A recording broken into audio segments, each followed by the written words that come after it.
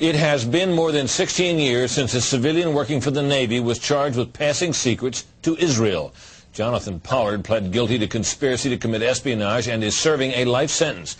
At first, Israeli leaders claimed Pollard was part of a rogue operation, but later took responsibility for his work. Now, Fox News has learned some U.S. investigators believe that there are Israelis again very much engaged in spying in and on the U.S., who may have known things they didn't tell us before September 11th. Fox News correspondent Carl Cameron has details in the first of a four-part series. Since September 11th, more than 60 Israelis have been arrested or detained, either under the new Patriot anti-terrorism law or for immigration violations.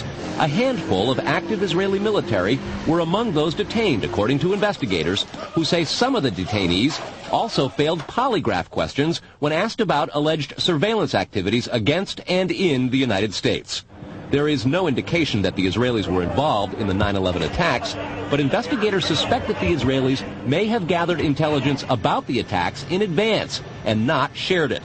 A highly placed investigator said there are, quote, tie-ins, but when asked for details, he flatly refused to describe them, saying, quote, evidence linking these Israelis to 9/11 is classified. I cannot tell you about evidence that has been gathered. It's classified information. Fox News has learned that one group of Israelis, spotted in North Carolina recently, is suspected of keeping an apartment in California to spy on a group of Arabs who the United States is also investigating for links to terrorism. Numerous classified documents obtained by Fox News indicate that even prior to September 11th, as many as 140 other Israelis had been detained or arrested in a secretive and sprawling investigation into suspected espionage by Israelis in the United States. Investigators from numerous government agencies are part of a working group that's been compiling evidence since the mid-90s. These documents detail hundreds of incidents in cities and towns across the country that investigators say, quote, may well be an organized intelligence gathering activity. The first part of the investigation focuses on Israelis who say they are art students from the University of Jerusalem and Bezalel Academy. They repeatedly made contact with U.S. government personnel, the report says, by saying they wanted to sell cheap art or handiwork. Documents say they, quote, targeted and penetrated military bases, the DEA, FBI, and dozens of other government facilities, and even secret offices and unlisted private homes of law enforcement and intelligence personnel. The majority of those questioned, quote, stated they served in military intelligence, electronic surveillance intercept, and or explosive ordnance units. Another part of the investigation has resulted in the detention and arrests of dozens of Israelis at American Mall kiosks, where they've been selling toys called Puzzle Car and Zoomcopter. Investigators suspect a front. Shortly after the New York Times and Washington Post reported the Israeli detentions last month, the carts began vanishing. Zoomcopter's webpage says, we are aware of the situation caused by thousands of mall carts being closed at the last minute. This in no way reflects the quality of the toy or its saleability. The problem lies in the operator's business policies. Why would Israelis spy in and on the U.S.? A General Accounting Office investigation referred to Israel as Country A and said, quote, according to a U.S. intelligence agency, the government of Country A conducts the most aggressive espionage operation against the U.S. of any U.S. ally. A defense intelligence report said Israel has a voracious appetite for information and, quote, the Israelis are motivated by strong survival instincts which dictate every facet of their political and economic policies. It aggressively collects military and industrial technology, and the U.S. is a high priority target. The document concludes, quote, Israel possesses the resources and technical capability to achieve its collection objectives. A spokesman for the the Israeli embassy here in Washington issued a categorical denial, saying any suggestion that Israelis are spying in or on the U.S. is, quote, simply not true. There are other things to consider, and in the days ahead, we will take a look at the U.S. phone system and law enforcement's methods for wiretaps, and an investigation into the possibility that both have been compromised by our friends and allies overseas. Brett? Carl, what about this question of advanced knowledge of what was going to happen on 9/11? How clear are investigators that some Israeli agents may have known something? Well, it's very explosive information, obviously, and there's a great deal of evidence that they say they have collected, none of it necessarily conclusive. It's more when they put it all together. A bigger question, they say, is how could they not have known? Almost a direct quote, Brett. This going to the fact that they were spying on some Arabs, right? Correct. All right, Carl, thanks very much. We reported on the approximately 60 Israelis who had been detained in connection with the September 11th terrorism investigation. Carl Cameron reported that U.S. investigators suspect that some of these Israelis were spying on Arabs in this country and may have turned up information on the planned terrorist attacks back in September that was not passed on. Tonight, in the second of 4 reports on spying by Israelis in the U.S., we learn about an Israeli-based private communications company for whom a half dozen of those 60 detained suspects worked. American investigators fear information generated by this firm may have fallen into the wrong hands and had the effect of impeding the September 11th terror inquiry. Here's Carl Cameron's second report.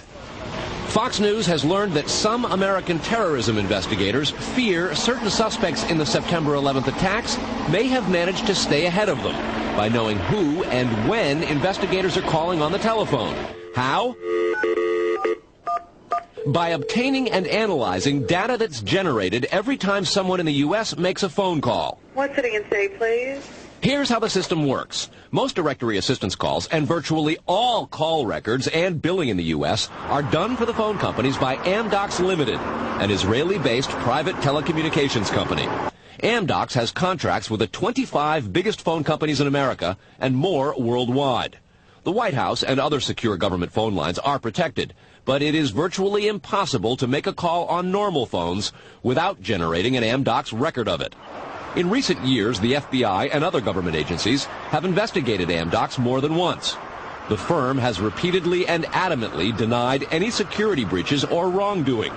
But sources tell Fox News that in 1999, the super-secret National Security Agency, headquartered in northern Maryland, issued what's called a top-secret, sensitive, compartmentalized information report, TSSCI, warning that records of calls in the United States were getting into foreign hands, in Israel in particular. Investigators do not believe calls are being listened to, but the data about who's calling whom and when is plenty valuable in itself. An internal Amdocs memo to senior company executives suggests just how Amdocs generated call records could be used. Quote, widespread data mining techniques and algorithms, combining both the properties of the customer, like credit rating, and properties of the specific behavior such as whom the customers are calling. The Amdocs memo says the system should be used to prevent phone fraud, but U.S. counterintelligence analysts say it could also be used to spy through the phone system. Fox News has learned that the NSA has held numerous classified conferences to warn the FBI and CIA how Amdocs records could be used. At one NSA briefing, a diagram by the Argonne National Lab was used to show that if the phone records are not secure, major security breaches are possible. Another briefing document said, quote, it has become increasingly apparent that systems and networks are vulnerable. Such crimes always involve unauthorized persons or persons who exceed their authorization, acting on exploitable vulnerabilities. Those vulnerabilities are growing because, according to another briefing, the U.S. relies too much on foreign companies like Amdocs for high-tech equipment and software. Quote, many factors have led to increased dependence on code developed overseas. We buy rather than train or develop solutions. U.S. intelligence does not believe the Israeli government is involved in a misuse of Amdocs information, and Amdocs insists that its data is secure. What U.S. government officials are worried about, however, is the possibility that Amdocs data could get into the wrong hands, particularly organized crime, and that would not be the first time that such a thing has happened. Fox News has documents of a 1997 drug trafficking case in Los Angeles in which telephone information, the types that Amdocs collects, was used to, quote, completely compromise the communications of the FBI, the Secret Service, the DEA, and the LAPD. And we'll have that and a lot more in the days ahead, Brett. Carl, I want to take you back to your report last night on those 60 people who were Israelis who were